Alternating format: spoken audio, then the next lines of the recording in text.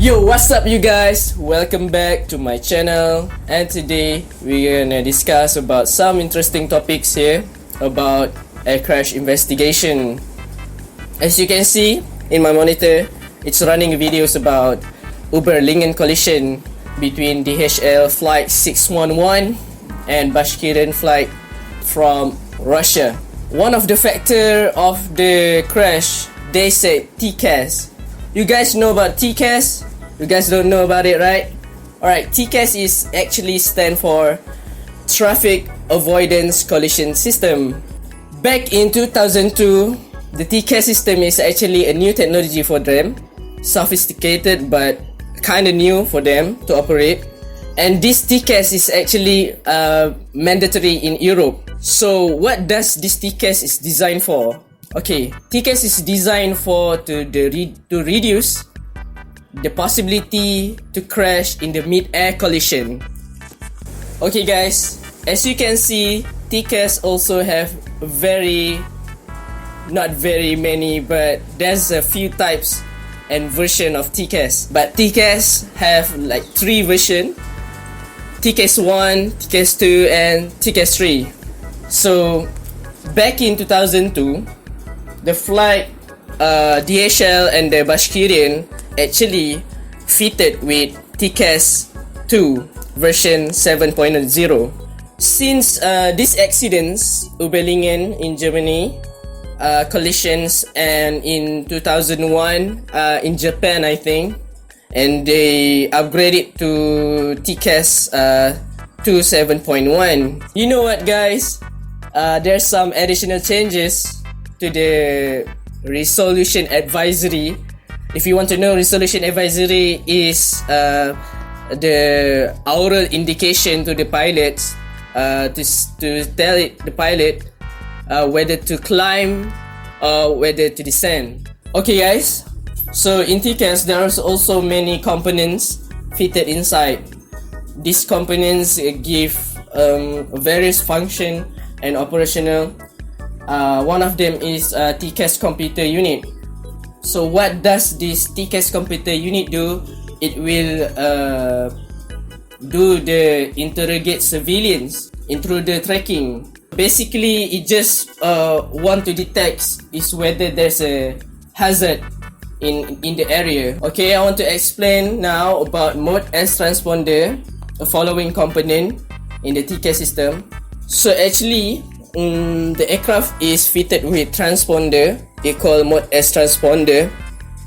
It was to support the ground communication from the ground to the pilot itself, to the aircraft. So this Mohd S transponder is actually linked to antenna, so that the antenna can send the signal and receive the signals to exchange the data information air to air.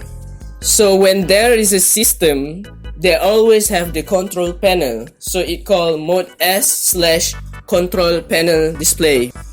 Again, the antenna is actually fitted mounted on the top of the aircraft and the bottom of the aircraft. Okay, I know you guys are a little bit confused, a little bit too much information for me. I'm not the pro, so I have my friends. His name is Irfan. So he gonna explain about the principal operation of TCAS system. So here we go. Hi, my name is Muhammad Irfan. So today I would like to explain about the principal operation of the TCAS. As you guys know, the TCAS stands for Traffic Collision Avoidance System. So how it works? Okay, so the first thing first, the TCAS is involved the communication between the 2 aircraft that equipped with a transponder. The TCAS, the aircraft that equipped with TCAS will interrogate the other aircraft within its range to get their data, such as their range, their bearing, their vertical speed, and also their altitude. So it can predict the future threat to the aircraft and the risk of mid-air collision. When the aircraft interrogates each other, so it will send the signal to the aircraft, and the signal will reflect back to the aircraft and to the responder, and the aircraft will get the information about their range, their altitude, their vertical speed, and also their bearing. When the transponder receives the signal, then it will estimate, or they will calculate the current data for future threat, so it can avoid the risk of mid-air collision.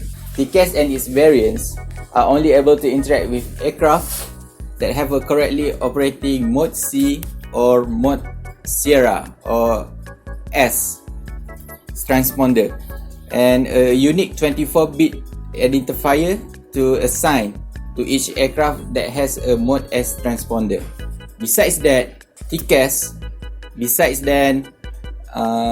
to avoid the risk of mid-air collision, it also have a alert system that tells the pilot about the risk of the mid-air collision. So, what is the alert? The alert will be in two forms, which is the cockpit display and the oral warning. And TCAS also have their own range, or we call it as the volume of airspace that it covers. Okay, TCAS protect the airspace around the aircraft. The size of protected volume of the airspace depends on the altitude, speed, and the heading of the aircraft involved in the encounter. So the TCAS is basically scan the airspace around the aircraft. The TCAS will scan the airspace around the aircraft 40 nautical miles horizontally and 1,900 feet above and below vertically of the aircraft. So I hope you understand about the principal operation of a TCAS. So I will pass to my next member, Hakim, to explain more about the TCAS. Assalamualaikum and very good morning. I am Hakim. Now I will help you to interpret the information from the TCAS display. As you can see, this is the example of the TCAS traffic display. So first of all, I would like to introduce you to the traffic display symbol. There are many symbols on the TCAS display, such as circle, diamond, square, and etc. So let's see what the meaning of the symbol itself. First, triangle or airplane-like symbol. The symbol will indicate our own aircraft at the TCAS. The color of the symbol either white or cyan. Second, unfilled diamond symbol. It indicates about a non-trade aircraft which outside of protected distance and altitude range within plus minus 9,900 feet relative altitude. The color of this symbol could be white or cyan. Next, filled diamond symbol. It indicates proximity intruder traffic within protected distance and altitude range within plus minus 1,200 feet relative altitude, but still it does not consider a threat to our aircraft, and symbol usually white or cyan in color. Proceed to the next symbol, yellow or amber circle or dots. It indicates traffic advisory. It will alert the pilot that there is an intruder within the traffic advisory level. The aircraft is within protected range and considered a threat. TCAS will issue an oral warning. Traffic. Other than that, there is also a red square symbol. The symbol indicates resolution advisory. It will show to the pilot that there is an intruder at the resolution advisory level. The aircraft within protected range and considered an immediate threat. TCAS will issue an avoidance command. As example, Climb. or Descend. Alright, that's all for the traffic display symbol. Next, we move on to another subject. Moving on to the next subject. Now I will tell you how to read the relative altitude. It will be only two possibilities of the number, the positive number or the negative number. As you can see from the TCAS display, there is a positive number and also there is a negative number. The positive number indicate that the aircraft that detected is above our aircraft, while for the negative number, it indicate that the aircraft is below our aircraft. As for the number, it must be multiplied by 100 to get in unit feet, which is, as example, positive 02. So it will indicate the aircraft is 200 feet above our aircraft. As for example, negative 03, it indicate that the aircraft detected is 300 feet below our aircraft. Alright, last but not least, how do we know that the aircraft we detected is climbing or descending? So in the TCAS display, it will give the trend arrow which will show downward or upward. So the downward arrow, the downward trend arrow will indicate that the aircraft is descending, while the upward arrow will indicate the aircraft detected is climbing. So that's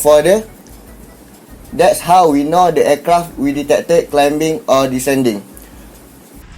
Okay guys, that's all for me. Hope you understand all the things that I explained before. Okay, let's move on to the video of my friend. He was a reporter of this Uberlingen Collision. He's in Germany now.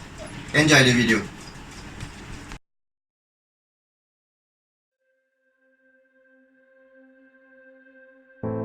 Assalamualaikum warahmatullahi wabarakatuh, and very good evening to people all around the world. I'm Luqman Hakim, international reporter of air crash investigation, and right now I'm in front of International Civil Aviation Organization located at the German. So this is the icon for the German section. So the world right now are shocking with the news of the Uberlingen Mid-air Collision, the collision between the two aircraft that killed all the 71 person on board. So right now I feel so sorry to the family victim, and I hope that all of you can facing this truth patiently. After 2 days the ICAO doing the air crash investigation, and right now the main cause are in my hand, and I want to share with the world what are the causes that can bring this catastrophe. The main causes of this accident happen is the failure of pilot to prioritize the TCAS instruction. The situation is the pilot get two instructions, one from the nearest ATC personnel that command him to descend the aircraft, and one from the TCAS that command him to ascend the aircraft. And the pilot choose to obey the ATC personnel command. The other causes of this accident is the overload duty that had been handled only by one air traffic controller, Peter Nielsen of ACC Zurich. The other controller on duty was resting in another room for the night, and this action completely against the Sky Guide regulation. The ICAO and Federal Office of Civil Aviation, as known as FOCA, in Switzerland, they come out with several solutions in order to avoid another disaster or accident in the future. The first thing, ICAO changed the international requirement in Annex 2, Annex 6 and PANS OPS, so that pilot flying are required to obey and follow TCAS resolution advisories and make them prioritized compared to the ATC command. This action is to avoid the miscommunication, to increase the quality of last minute action, to avoid any accident in the future. Second thing is ICAO strictly given instruction according to the Sky Guide regulation. There must be at least 2 controllers on active duty at all times. This action is to reduce the workload of the ATC personnel and increase the quality and efficiency to handle the air traffic. The third thing is that ICAO should be ensured at a high level of acceptance and confidence of pilots in TCAS by improving education and training. This is to ensure the quality and efficiency of pilot during flying the aircraft. These all causes and solutions that had been provided are based on the ICAO in reference after the Uberlingen Mid-air Collision occurred. The ICAO are doing the investigation with the expert in aviation field around the world and come up with the solution that I just explained just now. I'm Luqman Hakim, International Reporter Aircraft Investigation TV3, signing off.